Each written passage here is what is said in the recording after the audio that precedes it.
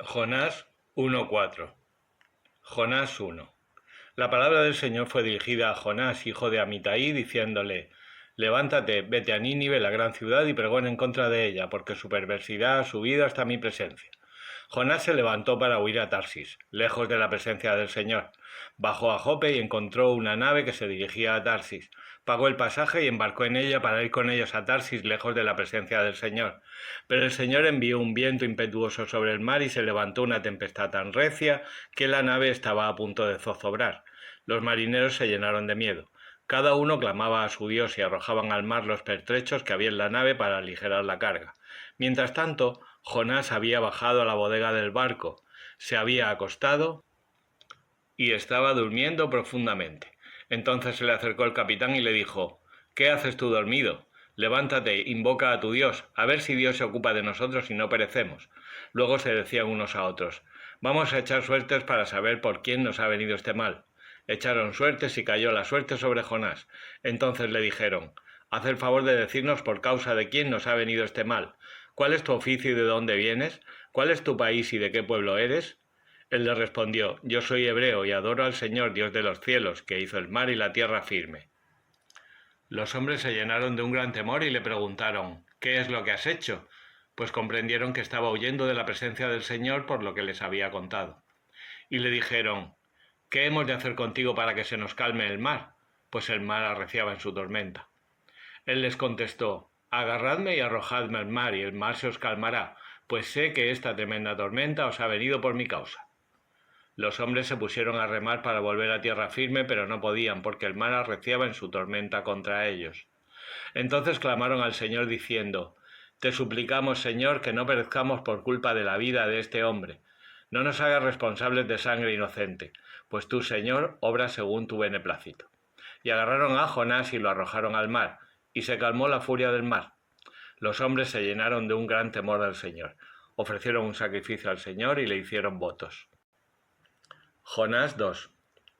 El Señor dispuso que un pez enorme se tragara a Jonás. Estuvo Jonás en el vientre del pez 3 días y 3 noches.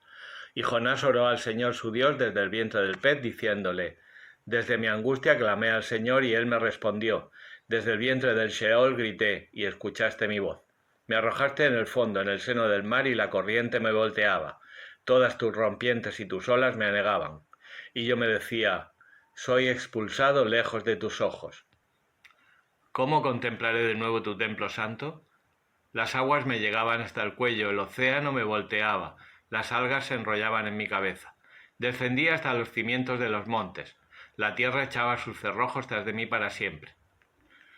Pero tú sacaste mi vida de la fosa, Señor Dios mío. Cuando mi alma estuvo a punto de desfallecer, me acordé del Señor y mi oración llegó hasta ti, hasta tu templo santo.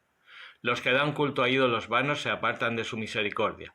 En cuanto a mí, con voz de alabanza, te ofreceré sacrificios. Cumpliré los votos que te hice.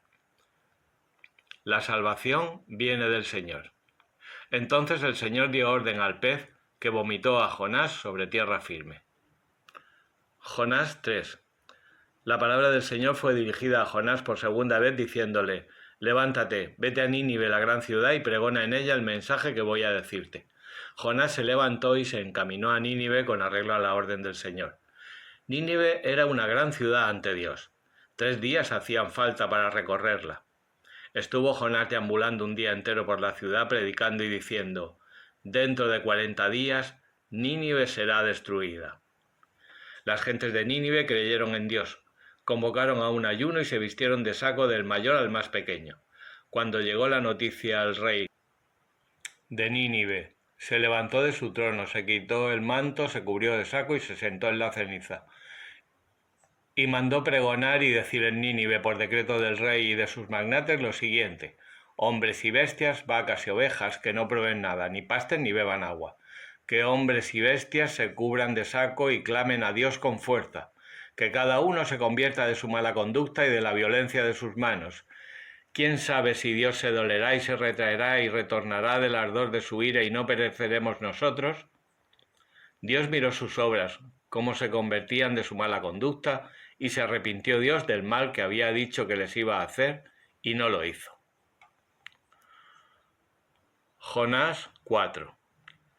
Pero Jonás se llevó un gran disgusto y se enojó, y oró al Señor diciendo: «Ah, Señor, ¿no era esto lo que yo me decía cuando aún estaba en mi tierra? Por eso me adelanté a huir a Tarsis, porque sabía que tú eres el Dios clemente y misericordioso, lento a la ira y rico en misericordia, y que te dueles del mal. Ahora, Señor, te suplico, quítame la vida, más me vale morir que vivir». El Señor le respondió: «¿Te vale más enojarte?». Jonás salió de la ciudad y se detuvo a levante de la ciudad. Allí se hizo una cabaña y se sentó debajo a la sombra, a la espera de lo que sucediese en la ciudad. El Señor Dios dispuso que un ricino creciera por encima de Jonás para darle sombra en la cabeza y librarlo de su malestar. Jonás sintió gran dicha por aquel ricino. Pero el Señor dispuso que al rayar la aurora, al día siguiente, un gusano atacara el ricino, que se secó. Y al brillar el sol, Dios dispuso un viento solano sofocante y pegó el sol en la cabeza de Jonás, que se desvaneció. Entonces pidió morirse y decía: «Más me vale morir que vivir».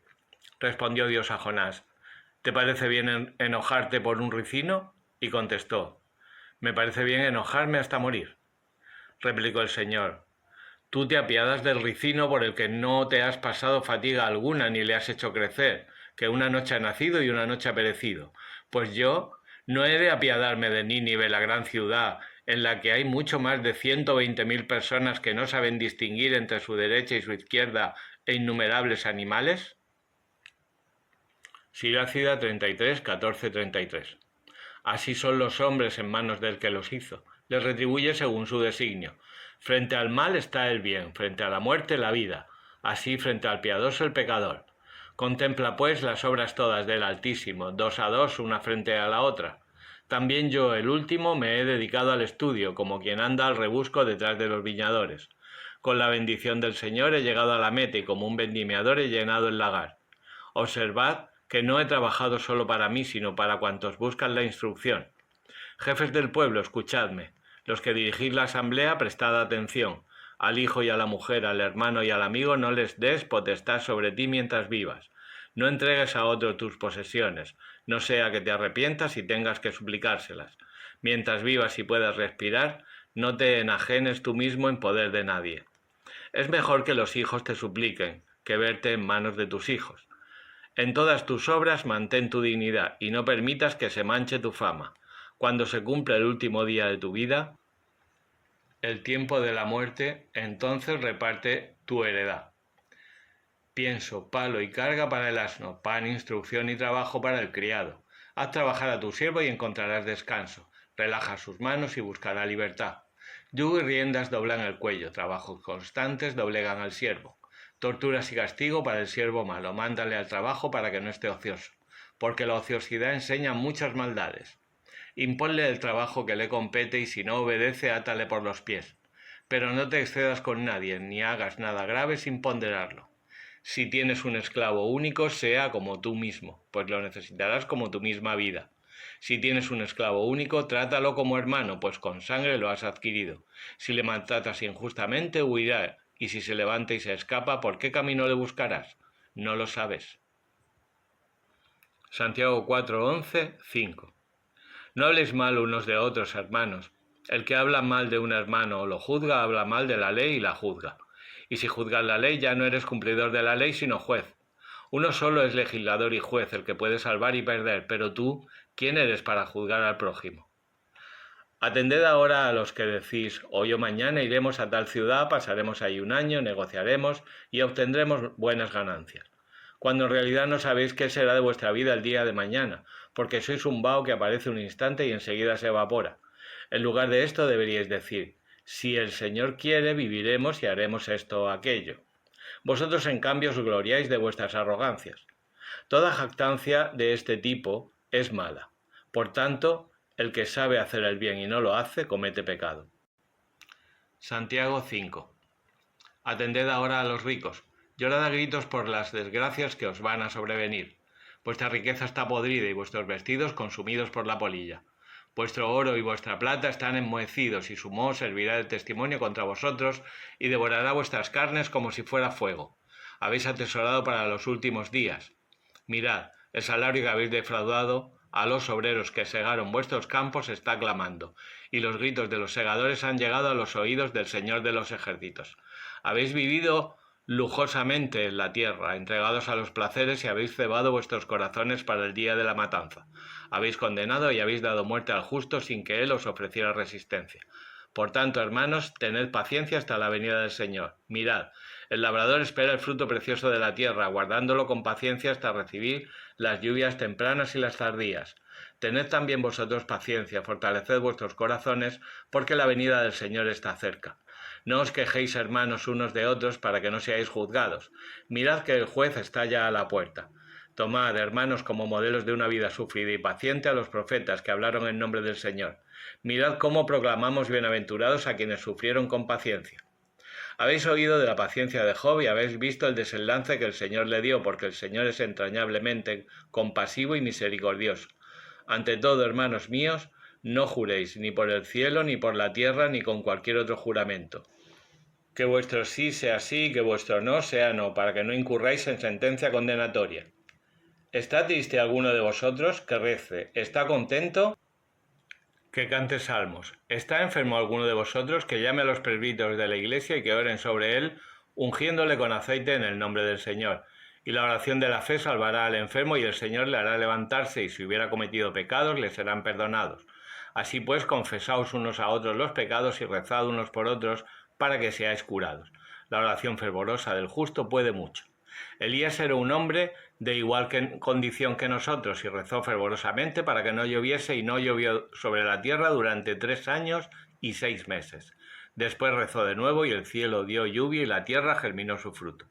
Hermanos míos, si alguno de vosotros se desvía de la verdad y otro le convierte, sepa que quien convierte a un pecador de su extravío salvará su alma de la muerte y cubrirá sus muchos pecados.